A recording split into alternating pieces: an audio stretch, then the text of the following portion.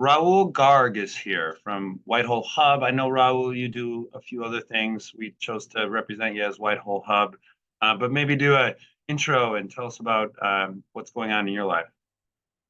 Like I'm a physician by background. I haven't stepped in clinic for over a decade. I moved to non-clinical careers with KPMG, doing lots of private equity, VC deals on the healthcare side. Then for 4 years, I led an incubation lab for a reinsurer. I was also part of the investment committee for their corporate venture fund. And that was my transition from a physician slash management life into the world of startup financing. And natural extrapolation was I started Whitehall Hub, which is an angel investment platform. It's a little bit like Bullpen, like we don't make any money out of it. It's more like we are connecting. I have lots of physicians in my network who are high net worth, and they had a FOMO of healthcare getting on and physicians not being part of it. And then a lot of health tech companies, startups who needed those physicians, not just for their money, but also as the subject matter experts. So we started making those connections, organizing those pitch sessions. My co-founder is based out of Singapore, so the fund is the platform is registered in Singapore. However, as we speak, we are actually wrapping up Whitehall Hub, and we are starting getting into a different direction with a venture studio based out of Dubai.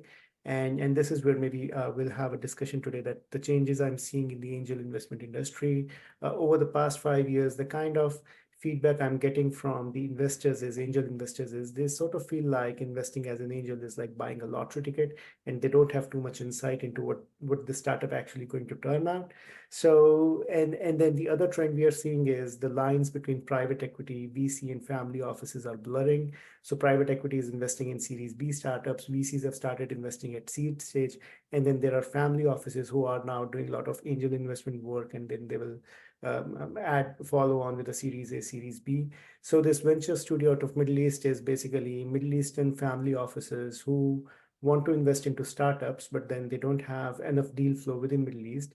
Traditionally, all that money was invested in US or Asia, but then it's very difficult to bring your money back to your home country.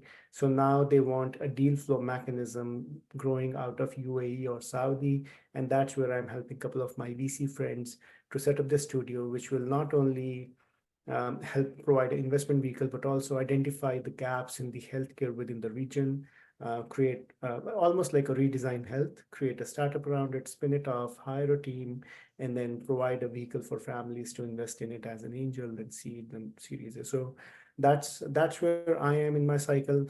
On the side, when like apart from this work, I help startups. I'm an advisor to 3 different startups, helping with their corporate strategy and then help them close their Series A, Series B. I'm also an advisor with the longevity private equity firm, helping them in assessing the targets that they're acquiring. And then those couple of VC firms that I mentioned, just helping them to build their deal pipeline and assessing those companies. Rahul, will you be at Bio in I San will Diego? try to be. I haven't booked my tickets, but I have too many reasons to visit San Diego. Book your ticket and spend all 3 days with us. I can't wait to talk to you about this. I have questions like, do I have to fly to Dubai to engage that investor network, or can we do it long distance? All of these I hear from other CEOs about the opportunities to do this, and they're wondering about that. But maybe quick answer that one. Would you recommend the types of, I guess, conferences that are happening on the Saudi Peninsula or the Arabian Peninsula, excuse me? Like the biggest one is Arab Health that's going to happen in January. And I would say start with that because you will get not only all the hospitals, but there are lots of family offices.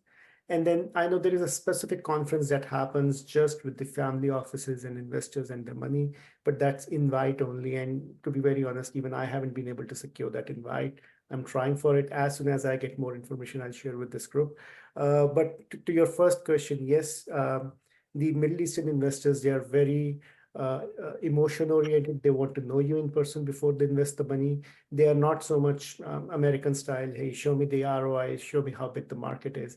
They're more like, hey, do I like you? And do I like you as a person? Do I trust you? Do I trust you with my money? So little different strategy over there. And that's where, if this thing goes through with the venture studio, I will be flying in, flying out very consistently. And one of the earliest questions we were asked by this family fund was that at some point, will you be willing to move from Toronto? By the way, I'm based out of Toronto, so will you be willing to move from Toronto to settle in Dubai? And I haven't answered it with a yes or no, but maybe.